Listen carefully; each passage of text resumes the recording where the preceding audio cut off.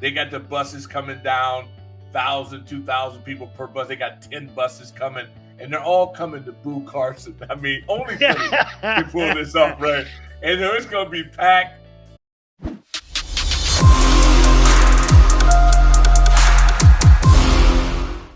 So far, I'm wondering if Commander management is happy with what they've seen. I'm going to throw the numbers out here before I get Doc Walker on. 87 attempts, 57 completions, 65.5 completion percentage, 650 yards, 7 touchdowns, and 3 picks. Let's bring in Doc Walker, part of the broadcast team, and we'll ask him right out of the gate. How you doing, my friend? I'm doing good, my friend. Kane? How's it been, man? It's been interesting, to say the very least. It's good to be back in behind the wheel, and so I'm enjoying this. I mean, it's with this powder puff approach of preseason that the NFL employs. We lost 108 people out for the entire season right now in 2 weeks. Wow! I've said it over and over again. Like, this is like NASCAR. You can't half-ass burning rubber. You got to drive. And football and NASCAR are identical. There's no way you can put the Guardian caps on. You can do all that, and it's great. Concussions are down. I'm into that. But they're trying to make war non-combat and non-contact, and it's a farce. The product is awful in preseason, and September stinks. And so we've become used to it, and I'm saying, no, let's not become used to it. Let's trash it and go back to playing football. Either make it 20 games, the hell with preseason, and if Notre Dame could go play Ohio State, and those kids are 17, 18, 19 years old, then pros can come out, and let's just start the season, and do it. This stinks. I hate it. How about this too, Doc? I've been saying this the whole time. How do you develop players? How do you develop O-linemen? How do you develop continuity and consistency when you're just giving me organized team practices? I think those organized team practices are decent, but Phil Sim said this to me a couple months ago. They're not quality reps, which means you're not going to get quality football in the first 4 games of the season. And that's pretty much why you see a lot of penalties, pre-snap stuff, and you see a lot of injuries too. And it's really not good football out of the gate. No, and Dan, you know this better than most. If you're a lineman or a defensive player, we drafted a linebacker 2 years ago in the 3rd preseason game. Kid don't even get to play. And then they say he's not doing this and that. How the hell is he going to do it? If some DBs don't hit, if you watch Hard Knocks, the Lions showed you. That's how we grew up in it. They went old school. In this league that has X amount of padded days, I understand they're dealing with requirements, but they went after it. Those were football practices. And as a result, right now, they're one of those teams, don't sleep on them, because their bodies have been tested. They got that callus, that soft tissue thing. Yeah, they're going to lose people too, but mentally ties into the physicality of it, and I like where the Lions are. How about this, Doc? I think you bring something up about one of the Philadelphia Eagle players in the Kobe Dean. How's that kid expected to get on a football field when he's not practicing? He's only had 3 game reps, and they're playing him on special teams. How do you get him acclimated to playing in today's game when you haven't scrimmaged him? You haven't put him in situations, and this is why he's on special teams. And some people have, like you said, they had other clubs. At least, we used to scrimmage the Steelers. You knew then that you would have at least tasted a little bit of it. You know how it was. Dean, he's fortunate that he's on a team that's loaded, so they can afford to breastfeed him. But if they were desperate, like most of the teams are in the interior, they'd have to play him. It's just, look, it's not going to change. They don't give a damn what we say. Yeah. But the money keeps going. And all of us football fans, we're like on crack. They know they got us. We just keep coming back. No matter what they do to us, we just keep coming back. Absolutely. All right, Doc, let me get into this with with the team. Give me your take on the Commanders at 1-1. You beat the Jags, you turn around, tough loss against the Lions up there in Motown. How do you see this start so far in the first 8 quarters of football for the Commanders? Well, I'm really pleased with what I've seen from Carson Wentz because he's the key to their entire season. And he's shown me it hasn't been pretty, but he didn't break. He was tested, but he didn't break. That second quarter, they put up stats that they were doing in 4 quarters last year, did it in 2. They're explosive outside. They got 3 kids that are unique on the edge, but you got to get time, protection, and all that to get it to them. And I just think that if they can combine a little bit more of influence of running that ball to keep teams off balance, now they're playing an excellent team this Sunday. We'll see. But from all that I heard and what I saw of him, he has grown mentally. He needed to grow up, and he has grown up. He's a grown-ass man now, and I think this is the last hurdle for him of redemption, to be able to exercise the demons of the Eagles. And if he can do that and then move on, I think he's going to be good if they protect him and just continue to progress. Boy, second half, he was 21 of 29, 278 yards, 2 touchdowns. And for the season, like I said before I brought you on, 87 attempts, 57 completion, 65.5 percentage completion, averaging 325 yards a game, 650, 7 touchdowns and 3 picks. You think management's happy with him?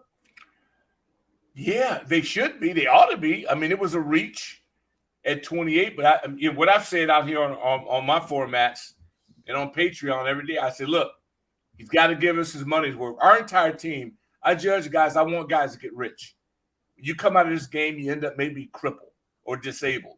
So you got to make a fortune. So I'm all for guys making money, but you should produce based on what you make. $28 million, he got to give us $28 million of value. And if he does that, then with the skill guys they have, it is amazing what I've seen, despite some of the ugly moments, didn't break him. To me, he's neck up project.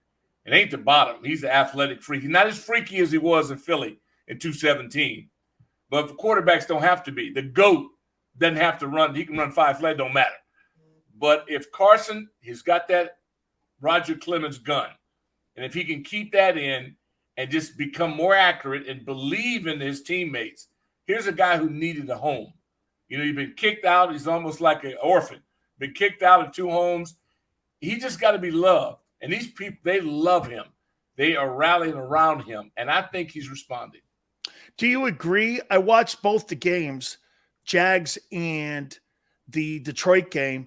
They got to put it all together for 4 quarters, though. Oh, yeah. First half against Detroit. Now then, that could be a product of what you talked about, Doc, right out of the gate, where they just really haven't put a lot of reps on the field as a unit. Because I said the same thing about the Eagles.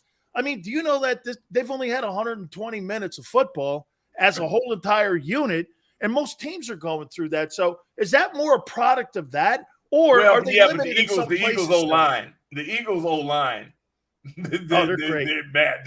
See, when you are tight up front, and then they went over and got an ace.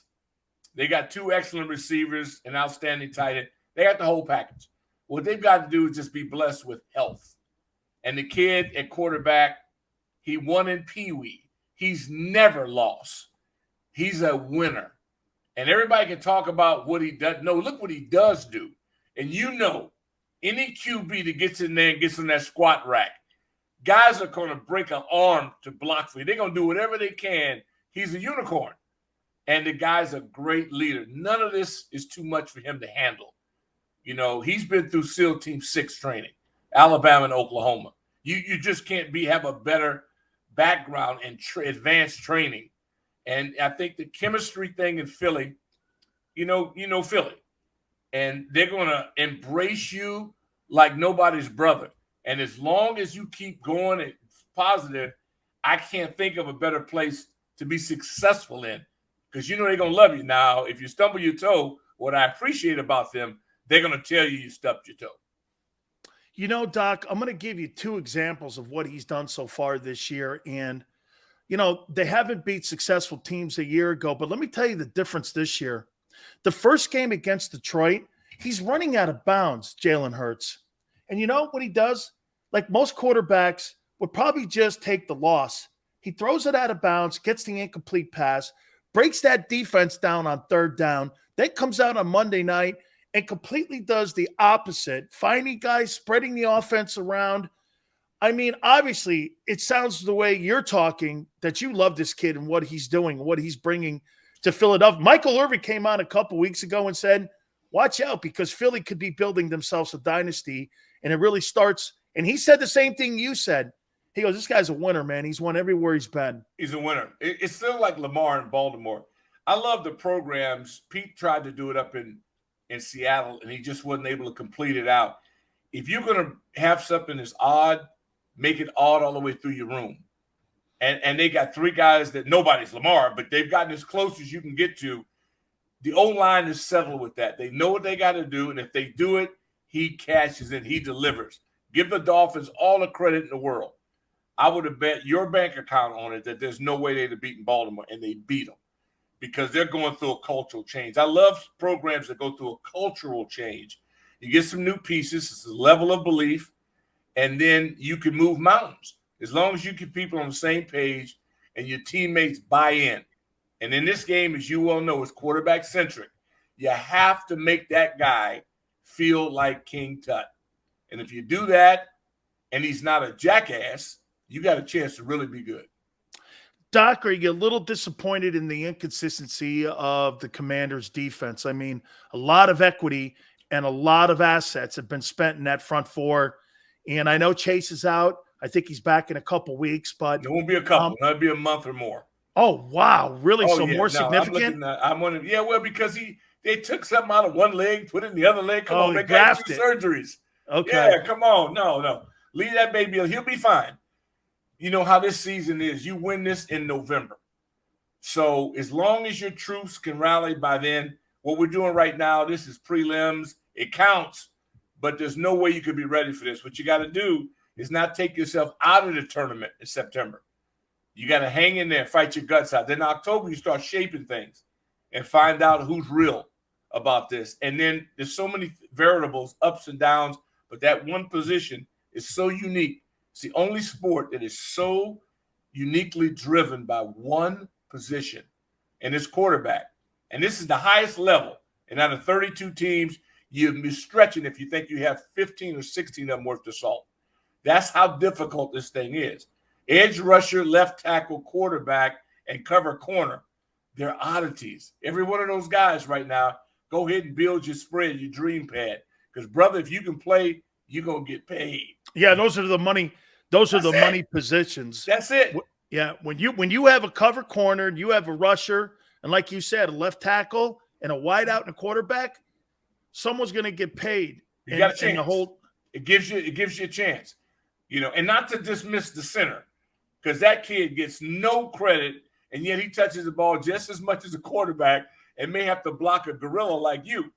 So I'm saying over his nose. So that's the tough part about it. We should always mentor the centers. They get no love, and yet they have some of the roughest assignments going. Why is it so hard to play divisional games, Doc? I mean, people are looking at this game on Sunday going, wow, the Eagles, man, they just came off an impressive Monday night win, a tough loss in Detroit for Washington. Why are these games, though? Is it because it's common opponent? Yeah, you know it. You know more about that guy that you're going to have to block or beat or tackle or whatever. And like the fan bases. So you were talking to Philly today on Burgundy and Gold today, and they got the buses coming down, 1,000, 2,000 people per bus. They got 10 buses coming, and they're all coming to boo Carson. I mean, only Philly can pull this off, right? And it's going to be packed. And so I'm telling you, look, I just want to go over and meet him. I got a good relationship with him because working sidelines for 15 years, I'm exposed to him. So I'd always make a pact with him. I said, look, no batteries today. I said, may the best team win. We hope we kick your ass, and you hope you kick our. I know it, but let's us do this together. They were always cool with me. And I love the experience. My dear friend Harry Callis, we talked so much trash. Whoever won had to sing the other person's fight song. Oh, that's You know, great. yeah. So we had so I love Philly. I'm jealous because they have a fight song, and we used to. You know, I'm jealous that the way they defend their place, like our people defend us, and what we had was so unique.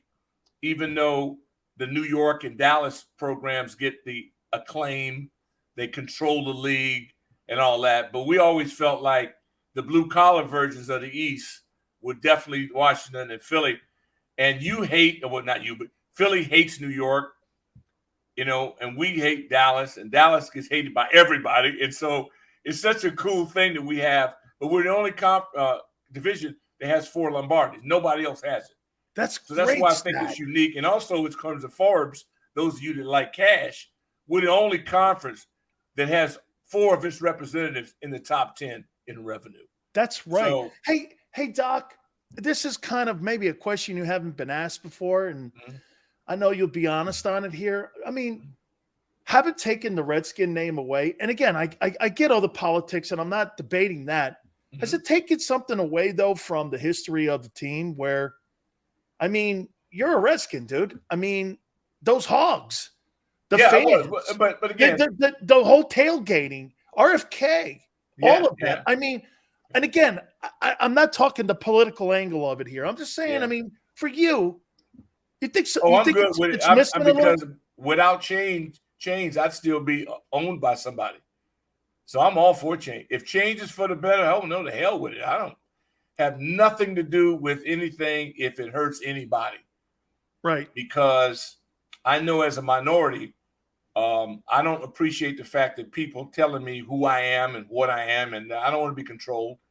And I don't think any group should be mocked or anything. And if that's the way it goes, then, the hell with it. We honored it.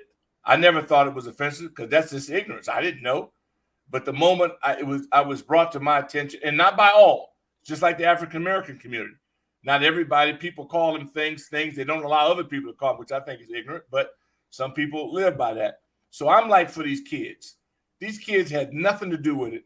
And so I want them to have the same experience that I had. They loved us, man. I mean, like we were ice cream cone. Going into Washington was intimidating, man. The whole thing, the guy with the hat. I mean, it was stupid. The guy with the headdress on. And, Chief Z. But the whole thing about it is that the song may be corny, like they say, "Fly, Eagle, Fly." I don't think it's corny. I was emotional. I'm looking the other day. I go, man, we had that. Not everybody has a song.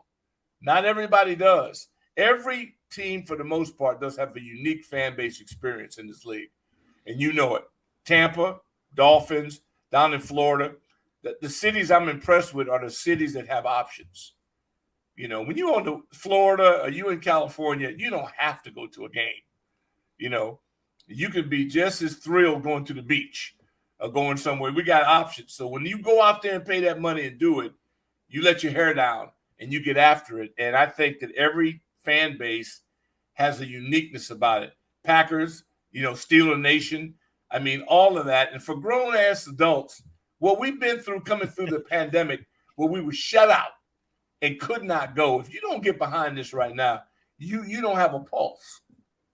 Doc, the Eagle rivalry that you had with your Washington teams, what were those? I mean, look, obviously Cowboys and you guys, I mean, that was always centerpiece, Thanksgiving. I grew up on that damn thing. Yeah. I mean, I played in that rivalry for a cup of tea.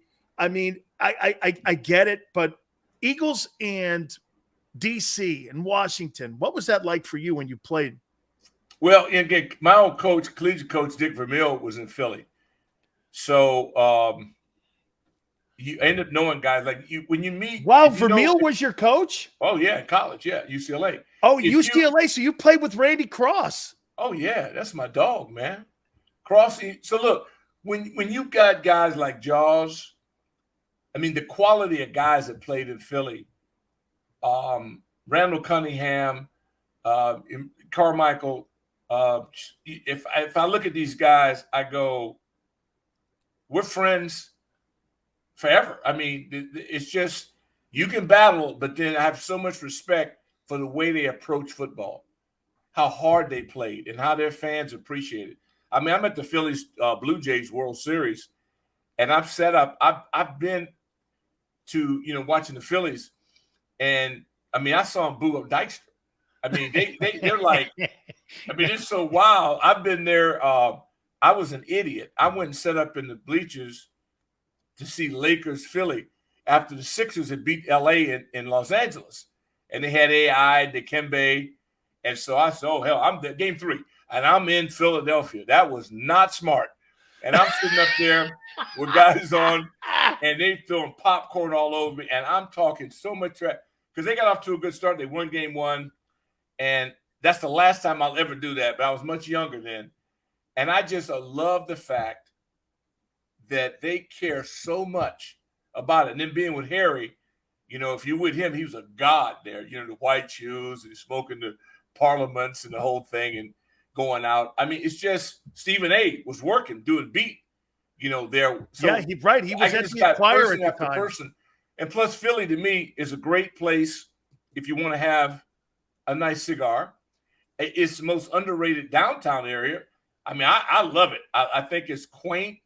Everything about it has a good history about it. And when you meet the guys that play and work there, it's hard to – I could never say hate Philly.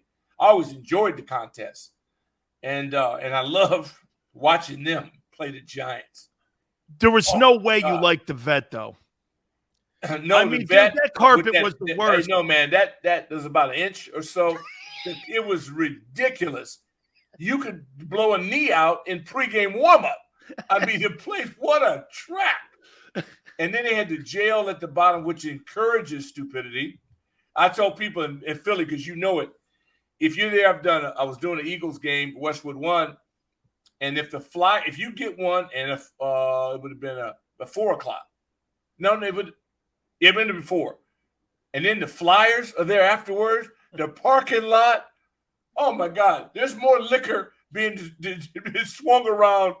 I don't know how people could even walk to go into to see the Flyers. Oh, my. There's just certain things you need adult supervision for, and one of that is going to sporting events in Philadelphia. Hey, Doc, I used to tell Jerome, dude, is that second base? I mean, you are going to cover that thing, right? Jerome goes, and I'm going, this thing's worse than San Francisco's Candlestick. Remember when Randy used to tell him all this? Sileo, what was the big saying that the 49ers used to say? And I go, keep them in the dirt. Yeah, same thing with Oakland Alameda.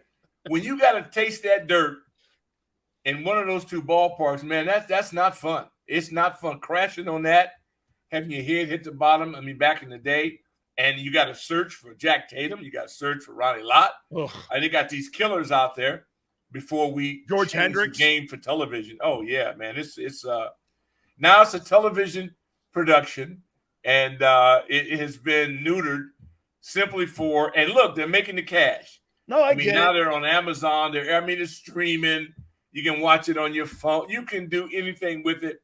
I can't be angry about that because us older guys need that pension fund to kind of quadruple. We need more care. And so I ain't mad at them. Hey, Doc, finally here. Okay. Commanders a playoff team or no, or yet to be determined? I think September, if you take a shot at anybody in there, it's just fool's gold, unless you're a professional wagerer and you know really what you're looking at. With the shuffling of rosters, and I have no idea. I know that we have a chance to be a really good football team. It depends on now, what are these kids willing to do to get to that point? It's what Philly was a year ago. They had some questions, and they answered their questions, and then they fortified their team. They got better. They picked up a stud outside. They got a corner. Again, it doesn't lie. You got to have an ace guy. You got to have a stopper. You got to have a thug in the middle. These things you just have to do, and once you accumulate that, I think they're ahead of us right now, but if we can ever, I think they wanted to be a defensive-minded team. I think you're going to have to flip that. I think they're going to have to be an offensive-minded team right now. They're going to have to outscore people until they can get healthier on defense or get more coordinated and really figure out, they're running the oddity, they're running the Buffalo, they're running some things that are unique, and they're just not lining up going after people. They're thinking. You can't play this game in thought. I mean, I love watching Tampa Bay. The Buccaneers defensively. They're playing great. Oh. Bucks are out of the Todd gate. Bowles, I love Todd. Me Burgundy too. go till his blood runs cold. But let me tell you what. They are fun to watch. I love watching defensive teams. I hate I didn't get a chance to see the Saints and the Bucks live because that's always a very special contest. I love their you know what? rivalry. I don't know why it is. Even back in my time, those games were there's always a fist fight in them. Yeah. And you know what? And I sent a text down to Bruce Arians. I go, Bruce, man, that kid Hicks that they got from the Bears.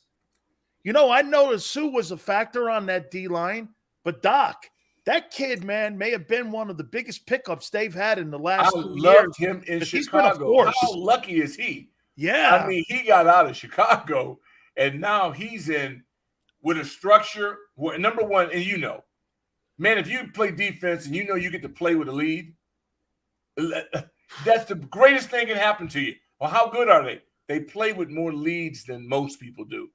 And that's when you can pin back and go, and you can you kind of know what's happening. That's what's happened in Philadelphia now. Philadelphia's ahead. So now they've got beast over there. I mean, it could get stupid. Because hey Doc, real quick. You think the Eagles are one of the top 4 teams in the NFC? I've seen. I think so. I think that they have an opportunity, no doubt about it, to be in contention to host that championship game or be in it, either or, if they stay healthy. Because they got all the prerequisites. It's O-line, D-line, quarterback league, and they can run in 2 different ways. And with this kid in the middle, and he's squatting 600 pounds. I don't think he'll get a hangnail to hold him out. It's just that they have everything right now. The question is, can they take a hit? If you lose one of your aces, are they 53 strong? My saying, I say every day, we have to be 53 strong here. We're not good enough to have 11 carriers. We got to be 53 strong because you got to be able to plug and play. And we had one of our better players, Cameron Curl. He was nicked. He should play this week. And Forrest comes in, boom, picks up and excels. Young man out of Cincinnati. So when you get a guy hungry who wants to prove something, some teams have too many guys that, quote, have already made it. And when you see that, I go, now, I need guys hungry. I need a guy that came in on an Uber to come in. And he got, his signing bonus was some coupons to go to McDonald's. That's the kind of guy I need on our team because that's the kind of guys we had. See, and then they make it after they make it, not the guys that come in and they bring them in on a chariot and praise them all over what they did. Hell, that don't mean anything. What you did is irrelevant in this league. It's what you are going to do that matters. Absolutely, Doc. It is always great to catch up with you, man. And God bless you, man. You look great. Your career has been just magnificent in the DC area, man. And you're a dear friend of mine. And I thank you so much for doing this. Have a great call this weekend, my friend. Thank you. I'll tell Randy Cross you said hi the next time. My guy Scott Jackson, he told me, he goes, you on with Sileo today? I said, yeah. Tell him I said hi. Everybody loves you. I throw your name out. I said he's modest. He's only got about 1 million people a month to check him out. I said, just being modest. I said, I'm going in to try to help him, build up his program. That's what I'm going to do. I love you, Doc. Have a great one, my friend. Anytime, brother. Anytime for you and your show. Much success to you, and we'll chat. You bet. That is my friend, Doc Walker, part of the broadcast team for the Commanders. What an absolutely A-plus man. And you will never find anybody say anything negative about Doc Walker because Doc Walker treats everybody with great respect. He is such a marvelous man. I just love the man to death, man. And we've been friends for such a long period of time. Okay. He loves Jalen Hurts. Look at what Jalen Hurts has done. One of the broadcast guys in Washington is like, this kid's a winner. Big Sills may be singing more and more and more.